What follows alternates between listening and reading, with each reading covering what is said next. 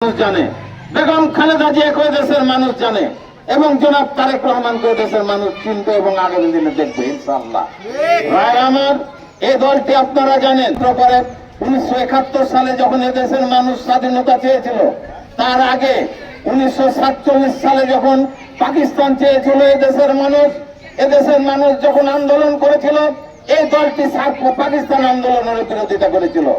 আপনারা ইতিহাস ঘেঁটে দেখবেন, এই দলটি আমার 1971 সালে এদেশের জনগণের বিরুদ্ধে বাংলাদেশের স্বাধীনতা যুদ্ধের বিরোধিতা করেছিল। এগুলো অত্যন্ত বাস্তব কথা।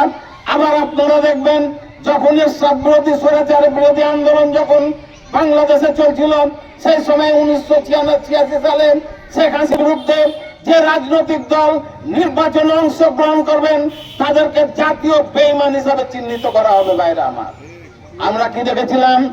আমরা দেখেছিলাম 48 ঘন্টার মধ্যে শেখ হাসিনা নিজেই নির্বাচনে যাওয়ার ঘোষণা দিয়েছিলেন এবং জামাতে ইসলামও এই দলটিও তার সাথে নির্বাচনে গেছিল, এটা আপনারা জানেন। ভাইরা আমার, ইসলামে কোথায় এই দুই রকমের কথা থাকতে পারে না। ইসলাম হচ্ছে এদেশের মানুষ প্রিয়, এদেশের মানুষ করে যদি বেহেশতি পাওয়া যায় তাহলে তো আর অন্য কিছু দরকার নেই ভাই, নাকি? আমিও দিতে চাই। তাই আমি আপনাদেরকে বলবো, এসব এদেশের মানুষ ইসলাম প্রিয়, দেশের মানুষ মুসলমান। আপনারা জানেন, শহীদ রাষ্ট্রপতি জিয়াউর রহমান রাষ্ট্র ক্ষমতায় আসার পরে এই জামাতে ইসলামকে আওয়ামী